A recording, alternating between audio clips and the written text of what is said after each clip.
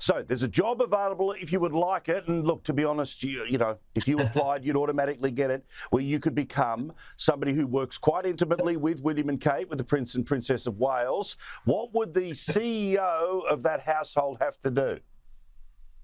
Well, have to report directly to the Prince and Princess of Wales, Prince William and Princess Kate. It's quite an interesting development because Princess Diana, William's beloved late mother, she always complained about the grey men who were running her life from Buckingham Palace, the courtiers, in other words. And quite clearly, William and Kate are striking out here. They want to appoint an executive in their own household who will boss a staff of about 60 people and report directly to them. They want to strike their own gong here. They want to not be beholden and controlled by Buckingham Palace. And I think it's quite an admirable thing to do. They want to make sure that things are done in the way they want to do. He is the heir apparent. He's the heir to the throne. At some stage in the future, after his father's reign, he will come to the throne, and he wants to be up and running, and he wants to run things his own way. And let him do that, because, okay, he may make some mistakes. He may do things which is not the Buckingham Palace way. But who's to say that that is not a good idea? I think it's to be commended and supported. And instead of going through royal circles, they've hired a headhunting firm to find the right candidate. You and I don't think, Paul, are available for it.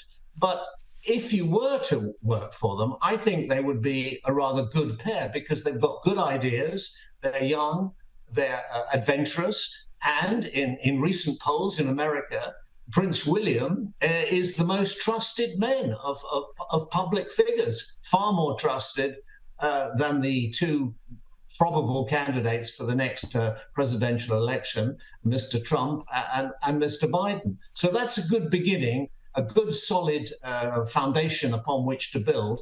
And I think it's a good idea. Why is Kate not with William on his trip to New York?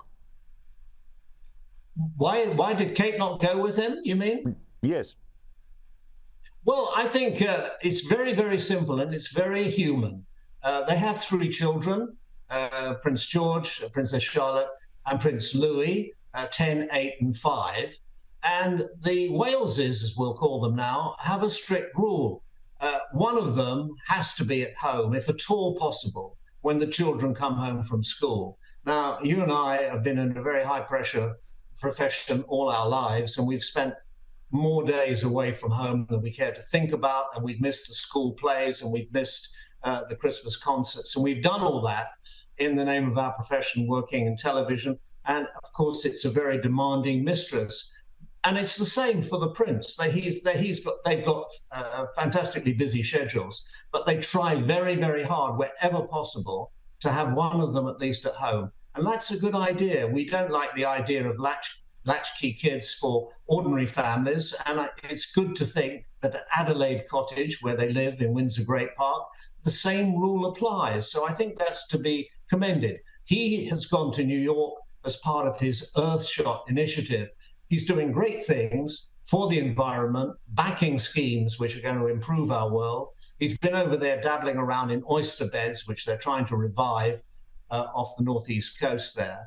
And he didn't actually need her to be there. So what has she been doing? She's been down in the West Country, Yeovilton in Somerset. Some of your viewers may know it. That's one of the 2 Royal Navy air bases because she's the Commodore-in-Chief of the Fleet Air Arm. And she's been seeing the people down there, looking at the helicopters, meeting the people, and trying on a big old-fashioned Mae West. And she was rather taken aback when it was inflated with a bang. She took it in good part.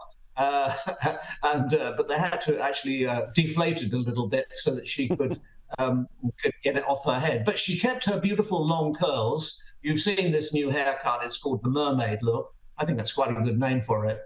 And she took it all in good part and was laughing. So she's at home, he's away, and they're at home for the kids. Now, I'll be honest, Princess Charlotte is a big hit in my household, particularly with my, obviously with my little girls, and a big hit in our office here as well. Now, you posit that there is obviously a path to her potentially becoming queen, but she stands a better chance than other high-profile, slightly to the left or slightly to the right of the succession line in the past. Exactly. So you have Prince William. He is the heir apparent. He will be the next one, all things being equal, to be the monarch. Then comes his eldest son, George, who's 10. He's the heir presumptive. Now, in the old days, Prince Louis, who's 5, would have leaped over Princess Charlotte. He would have been the next in line because he's a man. But very, very, very sensibly, the late Queen decided, and it was agreed by the Commonwealth, including your Prime Minister and New Zealand, everybody was taken into account, and everybody gleefully agreed that primogeniture running through the male line would be abandoned after centuries of centuries. So it didn't happen with Princess Anne. She was superseded by her younger brothers in the line of succession.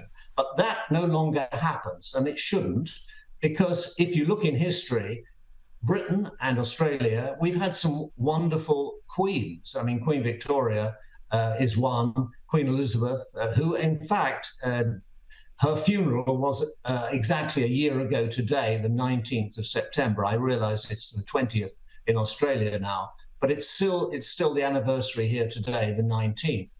So there's nothing wrong with queens. We've all done rather well with queens during the reign of Queen Elizabeth I. Of course, the great adventurers, Drake and Raleigh and people like that went out to discover the world and conquer the world. They didn't quite get as far as Australia. That was left to Captain Cook and other intrepid sailors. But queens have always been quite good for this country and quite good for the Commonwealth. So it's a good thing.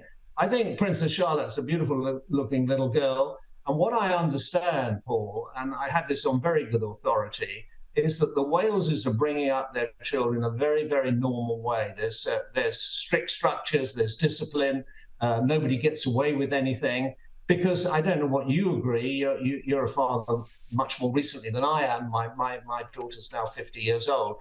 But when I was a young father, if you will, children like structures, they like discipline, they like to know where they are. They don't like too loose a regime because odd things happen. They like to know where they are. And fortunately, the Waleses see it that way.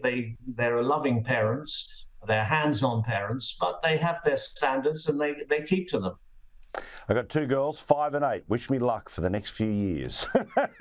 Lovely to talk to you, Michael. All the best. Pleasure, always.